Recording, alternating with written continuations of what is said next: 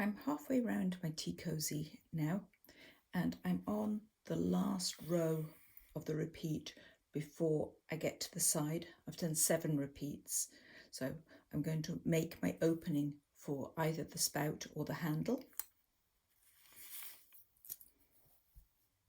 Up to this point I've been using a 3.5mm needle, but if I want to bind off these stitches I would get a better and be sure of not getting a tight edge if I use a larger size needle. So for the stitches I want to bind off, I'm going to use a size 4 needle. 1 or 2 increments is usually plenty. So I'm going to work the stitches that I'm going to bind off all onto this bigger size needle.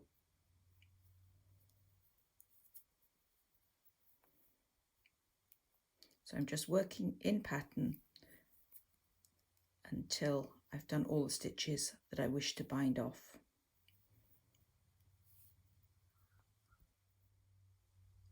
The size of the opening that you make will depend on the shape of your teapot. I need a fairly large opening here, so I'm going to keep going till just about level with the bobbles. But as I get to this area, I'm actually on the short row neatening row, so I can just neaten them as usual as I go by.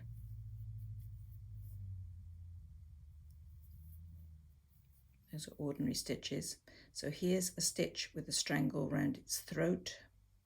I'm going to knit into both together, which gets rid of the piece of yarn around the throat of the stitch and anchors it at the back of the work. And on the far side, turn it over, lift the strangle up onto the needle and purl it together. So those can be worked at the same time as we get ready for binding off.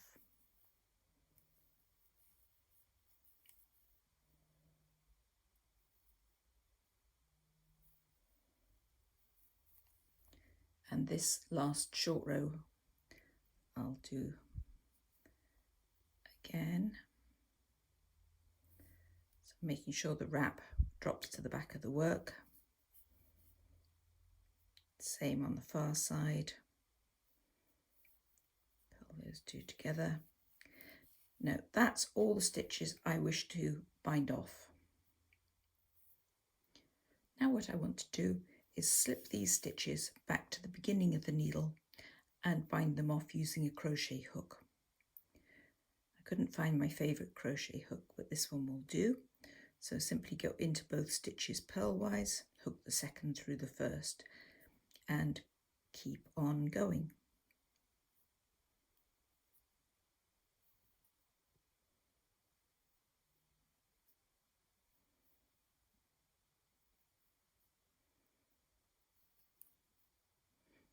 And as you may have noticed, I did use alternative rotation purling, but as long as I'm consistent, I don't need to straighten the stitches out. It will still look fine. The use of the larger needle size for these stitches should ensure there's no possibility of tightness along this edge.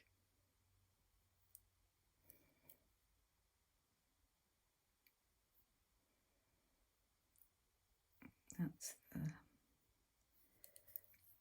last one.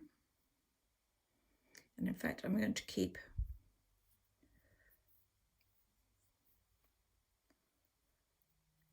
two stitches to form a pair of stitches there. And now I'm going to put them back on my working needle and continue and finish the row.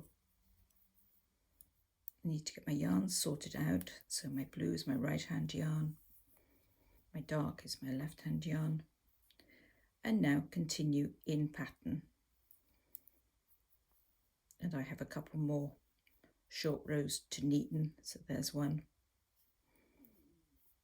I've used the wrap and turn method in this project because that works very nicely within double knitting. since you're working short rows on the back and the front. It just keeps things simple.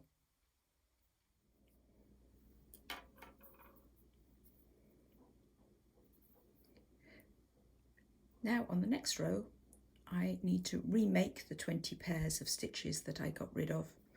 So with the closed edge at the top,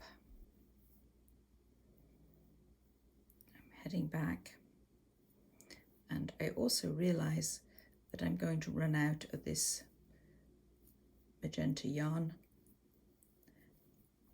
So I want to make sure I get the color change done before I get into the cast on area.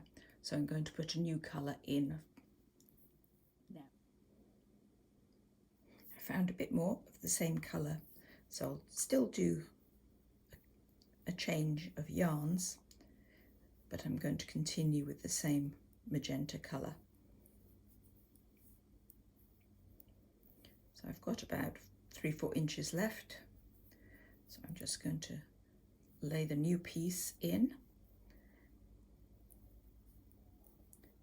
and work the next stitch with the 2 yarns held together. Just get rid of the tail and continue with the new piece of yarn.